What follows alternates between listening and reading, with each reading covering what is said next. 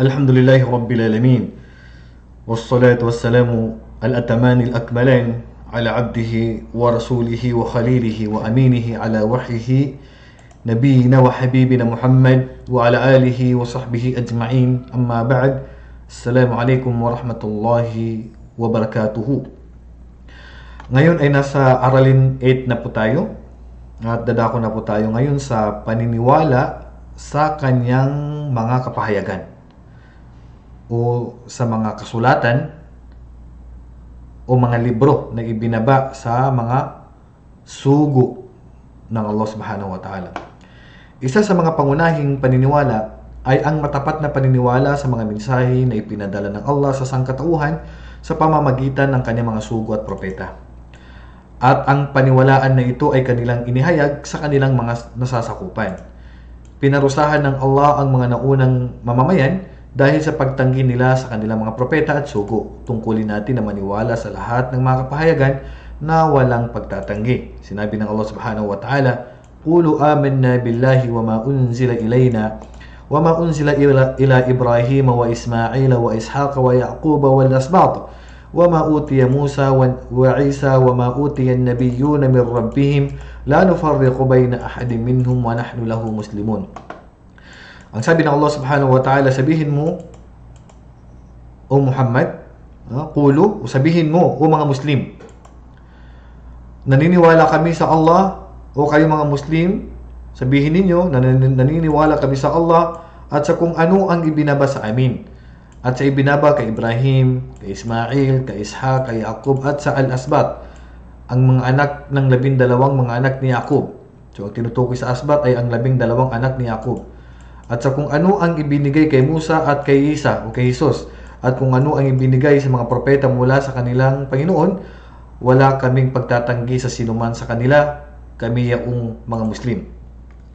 So, obligado po na paniwalaan natin ang mga kapahayagan na ibinaba sa mga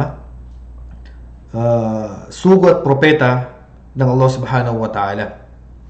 Maging ito man mga kapatid ay nawala na po, wala na po sa kamay natin dahil alam natin na ang natira na lamang ngayon ay ang Quran. So kinakailangan at obligado po tayo na maniwala na may mga kapahayagan na ibinaba po noon sa mga sugo at propeta, maging ito man ay nakita natin o hindi natin nakita, basta po binanggit ng Allah Subhanahu wa Ta'ala ay obligado po na tayo po ay maniwala. At siyempre, wala na pong natira doon dahil hindi po nangako ang Allah Subhanahu wa Ta'ala na ito ay kanyang pangangalagaan. Kaya nawala na po yung mga kapahayagan na ibinaba sa mga sugo at propeta na nauna pa po sa ating huling sugo at propeta na si Muhammad sallallahu alaihi wasallam.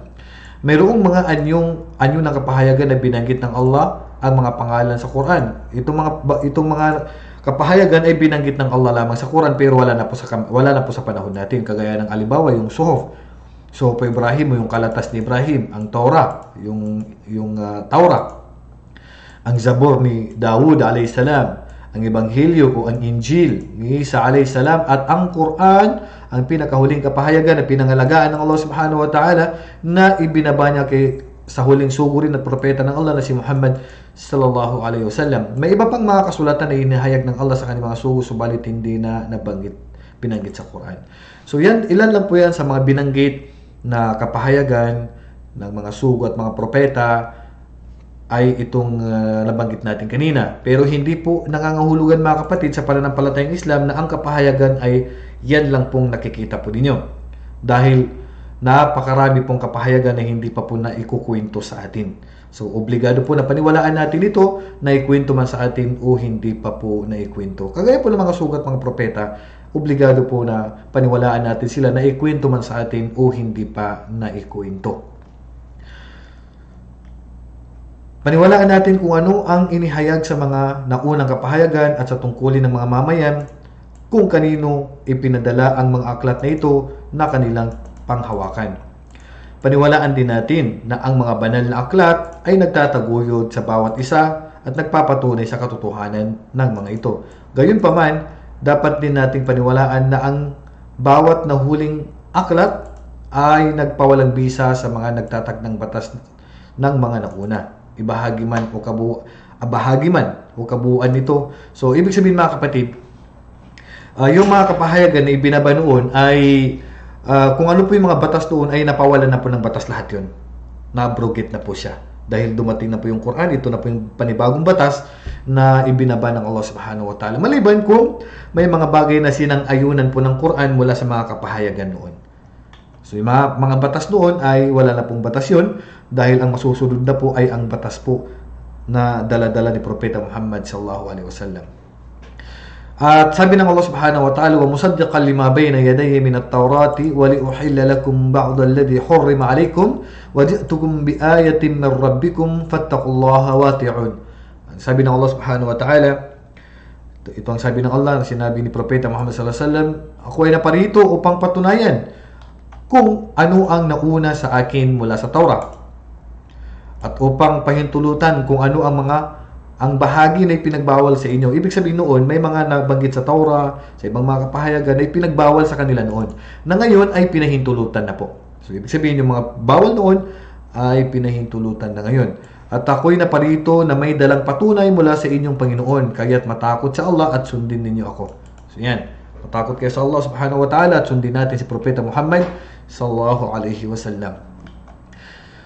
Ang ibig sabihin dito, may mga bagay noon na isinabatas na hindi pinahintulutan sa panahon natin. Ngayon ay pinahintulutan na. May mga batas noon na pinahintulutan, ngayon ay hindi na po pinahihintulutan.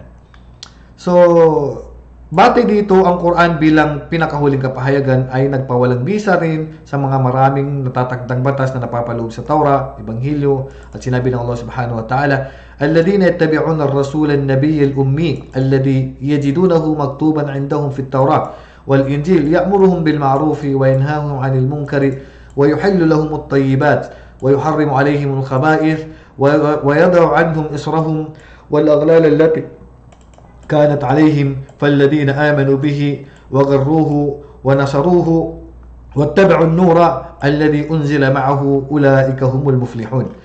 Ito ang sabi ng Allah subhanahu wa ta'ala, sila na sumunod sa sugo. Ang propeta na hindi makabasa, kasi ang propeta sallallahu alaihi wasallam hindi siya marunong bumasa, at hindi rin makasulat, na kanilang nakita na nakasulat sa Taura at sa Ebanghelyo na siya ay nag-utos sa kanila ng kabutihan at nagbabawal ng kasamaan. So nabanggit na po sa kanilang kapahayagan na si Propeta Muhammad sallallahu alaihi wasallam ang susunod na sugo at propeta ng Allah. Pinahintulutan sa kanila ang mga dalisay na bagay na ipinagbawal ang marurumi. So pinahintulot sa kanila noon ang mga bagay na marurumi at pinahintulutan ang mga bagay na malilinis. Pinagaan ang kanilang mga pananagutan at pinalaya sila sa mga hadlang na nasa kanila. Kaya't sino man ang naniniwala sa kanya at sumunod sa liwanag na ipinadala sa kanya, sila yaong mga matagumpay. Kaya sino man sa mga nauna na ito, mga Kristiyano at mga Hudyo, ang maniniwala sa Propeta Muhammad sallallahu alaihi wasallam, sila po ay magtatagumpay. Ang batas na sino magtao na hindi naniniwala o tumanggap sa alinman sa mga kapahayagan nagmula sa Allah, siya ay kafir. Malalabas po siya sa Islam. Di mananampalataya dahil sa kanilang pinagsisinungalingan sa Quran at Sunnah. Bakit? Kasi ito ay nabanggit sa Quran at saka sa Sunnah. Kaya kung ano man ang kapahayagan na ibinaba ng Allah subhanahu wa ta'ala, nabanggit man ito sa atin o hindi pa ito nabanggit, ay obligado po na paniwalaan natin. Iilan lang ang nabanggit dito. So napakaraming propeta at nabanggit natin ng mga nakaraan na ang dami ng propeta ng Allah subhanahu wa ta'ala ayon sa hadith, kahit hindi kalakasan, ay 123,000. Napakadami. 123,000 ang dami ng propeta. At ang dami ng sugo o rasul ng Allah subhanahu wa ta'ala ay 315. So ibig sabihin, napakarami pang kapahayagan na hindi po nabanggit sa atin. Dahil lahat ng sugo ay may kapahayagan po yan na ibinaba po sa kanila. So, ang pagkakaiba ng sugo at propeta, ang lahat ng sugo ay propeta po yan. Pero hindi po lahat ng propeta sila ay sinugo. Pangalawang pagkakaiba nila, ang propeta ay inutusan lang po siya sa kanyang mga tauhang nasasakupan.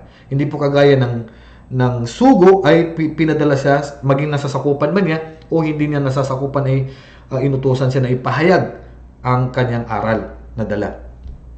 At ang propeta naman ay wala pong kapahayagan na ibinaba po sa kanila. Samantala, ang sugo ay mayroong pong kapahayagan na ibinaba po sa kanila. So yan pong pagkakaiba ng nabi at ang Rasul.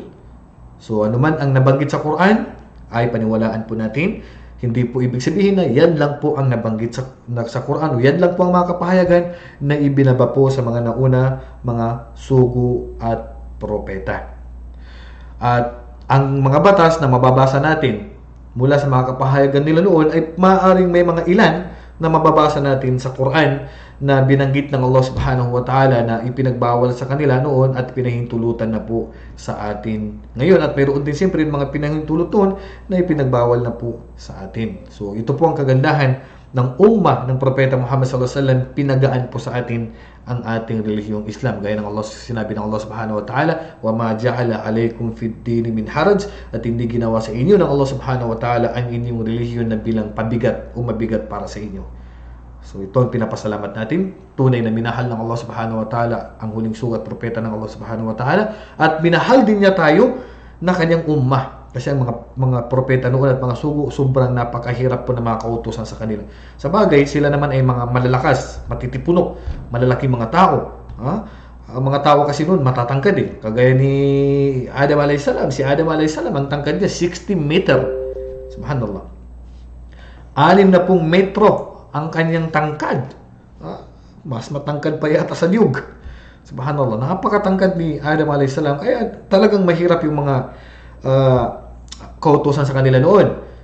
Kaya yung mga bagay na ipinag-utos sa kanila noon ay hindi na po naipag-utos sa atin kasi napakahirap po talaga eh. Ang sala nila noon, napakadami. Napakadami po ng kanilang sala. Sa atin po, 5 sala na lang po, pero ang gantimpala po ay 50. Gumagawa sila ng bahay noon, ang kanilang mga bahay ay mga bundok. Kinakamay nila yan. Yung pag-ukit o paggawa nila ng bahay mula sa bundok na yan ay kinakamay nila. Tayo, hindi natin kayang gamitan ng kamay ang bundok. Gagamit tayo ng mga machine. Mga malalaking mga sasakyan para butasin ang bundok. Noon, kinakamay nila yan para gumawa sila ng kanilang mga bahay. Ganyan sila lalakas. So, may mga bagay na pinahintulot noon at pinagaan po sa atin at hindi na po inutos sa atin yan. May mga bagay na pinagbawal noon at pinahintulot na po sa atin. Kagaya halimbawa, ng mga pinagbawal noon, kapag sila ay nag-fasting, kapag sila ay nag-fasting, hindi sila pwedeng matulog sa gabi. At hindi rin nila pwedeng galawin ang kanilang asawa sa gabi. So, alhamdulillah, pagdating ng batas ng Islam, ng dala ng Propeta sallallahu alaihi wasallam, paggabi po, pinahintulot na po yung mga asawa natin. At pwede na rin po matulog. Kasi pagka daw nakatulog ka noon, ay magkukontinue po ang fasting mo. Biruin mo. Hindi ka pa nga nakakain, tapos nakatulog ka, magpapatuloy pang pag-aayuno mo. Di magkukulaps ka na yan. Hindi naman tayo ganun kalakas. Kaya, nangyari doon sa panahon ng Propeta sallallahu alaihi wasallam ay may nakulaps dahil hindi niya kinaya yun hanggat sa ibinaba ng Allah Subhanahu wa Ta'ala yung aya sa Quran na nagpahintulot na po na tayo po ay kumain. Kahit na nakatulog po tayo, pwede pa tayong kumain at pwede pang makipagtalik sa ating asawa. At ilan lang po yan sa mga batas na yung pinahintulot sa atin ay pinagbawal po noon. So hanggang dito na lamang. Wallahu a'lam. Wa sallallahu ala nabiyyina Muhammad wa ala alihi wa sahbihi ajma'in. Assalamualaikum warahmatullahi wabarakatuh.